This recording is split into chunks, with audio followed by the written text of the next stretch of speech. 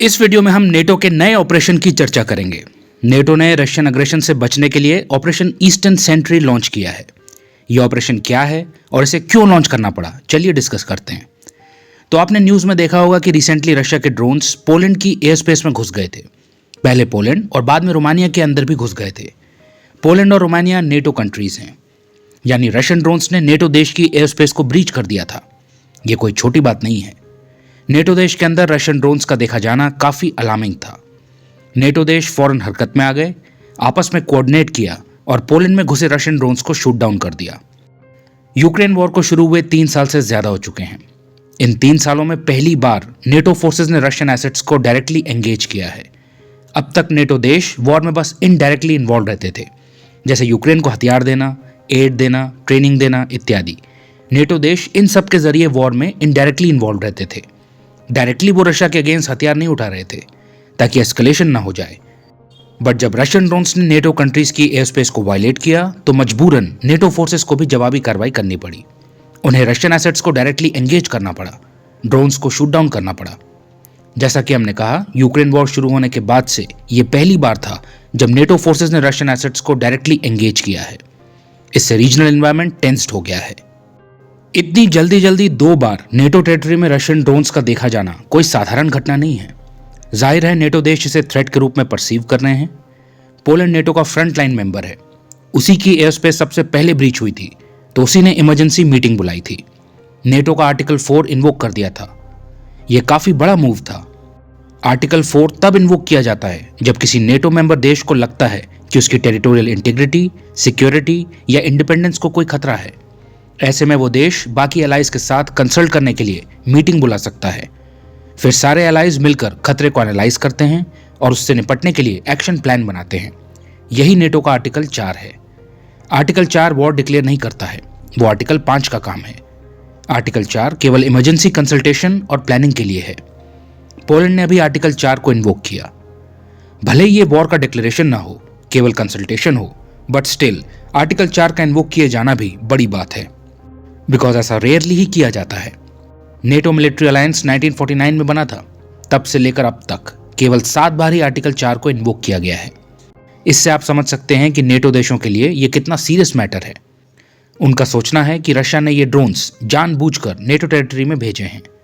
उनको लगता है कि रशिया नेटो के रिस्पॉन्स को टेस्ट करना चाहता है, अलायंस की यूनिटी को टेस्ट करना चाहता है। इसलिए रशिया ने सोच समझकर इन ड्रोन्स को यूक्रेन की बॉर्डर्स के थोड़ा और आगे भेजा है। यह एक्सीडेंटल नहीं है, रशिया ने पर्पसफुली ऐसा किया है। नेटो देशों का मानना है कि रशिया उन्हें प्रोवोक कर रहा है और यदि इसका मुंह तोड़ जवाब नहीं दिया गया तो रशिया और अग्रेशन दिखाएगा। इसलिए नेटो फोर्सेज ने इमीडिएटली कोऑर्डिनेटेड रिस्पॉन्स के जरिए रशियन ड्रोन्स को शूट डाउन कर दिया। रशिया को एक फर्म पुशबैक देने के लिए डच, इटालियन और जर्मन फोर्सेज ने पोलिश फोर्सेज को सपोर्ट किया, साथ मिलकर एक कोऑर्डिनेटेड रिस्पॉन्स दिया। साथ ही यूरोप के ईस्टर्न फ्लैंक में डिफेंस को मजबूत करने के लिए ऑपरेशन ईस्टर्न सेंट्री लॉन्च कर दिया। सेंट्री का मतलब पहरेदार होता है। ऑपरेशन ईस्टर्न सेंट्री का मतलब हुआ यूरोप की ईस्टर्न बॉर्डर्स की पहरेदारी के लिए लॉन्च किए जाने वाला ऑपरेशन। पहरेदारी किससे? ऑब्वियसली रशिया के अग्रेशन से, रशिया के फ्यूचर इनकर्जन से, रशिया के एक्सपेंशनिस्ट एम्बिशन से। इस ऑपरेशन में यूरोपियन देश अपनी बॉर्डर्स को फोर्टिफाई करेंगे। रशिया या उसके एलाई बेलारूस से आने वाले एरियल थ्रेट्स को डिटर करेंगे और फ्यूचर वायलेशंस को प्रिवेंट करने की कोशिश करेंगे। अपने ईस्टर्न डिफेंस को रीइंफोर्स करने के लिए एक तरह की यूरोपियन यूनियन ड्रोन वॉल बनाएंगे। चूंकि यूक्रेन का वेस्टर्न हिस्सा नेटो देशों की बॉर्डर से लगा हुआ है और रशिया बिना रुके लगातार यूक्रेन को टारगेट कर रहा है, इसलिए यूरोपियन देशों के लिए अपनी डिफेंस रेडीनेस को एनहांस करना आवश्यक है ताकि वो नेटो टेरिटरी के एक इंच को डिफेंड करने के अपने लक्ष्य को पूरा कर सकें। अपने डिफेंसिव पोस्चर को एनहांस करने के लिए यूरोपियन देश एक्सटेंसिवली एयर स्पेस की पेट्रोलिंग करेंगे, रडार सर्वेलेंस को अपग्रेड करेंगे और रैपिड रिस्पॉन्स यूनिट्स को तैयार करेंगे। डेनमार्क, फ्रांस, यूके, जर्मनी जैसे नेटो देश इस ऑपरेशन के लिए फाइटर जेट्स और सर्वेलेंस प्लेन्स प्रोवाइड करेंगे। अमेरिका इंटेलिजेंस और लॉजिस्टिकल सपोर्ट प्रदान करेगा। यूक्रेन को और ज्यादा मिलिट्री एड देने के ऊपर भी विचार किया जा रहा है। रशिया अपने अटैक्स में बड़ी संख्या में चीप इरानियन कामिकाजी ड्रोन्स का इस्तेमाल कर रहा है। ये लो ऑल्टीट्यूड पर फ्लाई करते हैं और टारगेट में जाकर घुस जाते हैं और टारगेट को डिस्ट्रॉय करने के साथ साथ खुद भी नष्ट हो जाते हैं।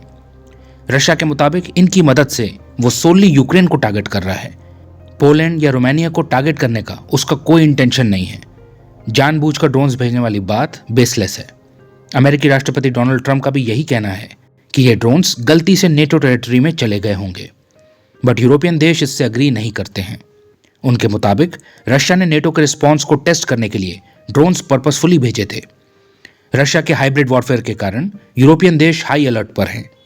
वो प्रोएक्टिव स्टांस के जरिए भविष्य में रशिया के द्वारा किए जाने वाले वायलेशंस को प्रिवेंट करने के लिए एकजुट हो रहे हैं। रशिया के द्वारा नेटो की रेड लाइंस और नेटो देशों के रिजॉल्व को टेस्ट किए जाने से नेटो और रशिया के बीच में फ्रिक्शन बढ़ रहा है। ऐसे में मिस कैलकुलेशन का खतरा बढ़ जाता है। फेल्ड अलास्का समिट के बाद अमेरिका और रशिया के बीच बातचीत आगे नहीं बढ़ी है, प्रोग्रेस रुकी हुई है। ऐसे में रीजनल सिक्योरिटी कंसर्न्स का बढ़ना अच्छी बात नहीं है। नेटो टेरिटरीज में कॉन्फ्लिक्ट का स्पिल होना काफी डेंजरस साबित हो सकता है।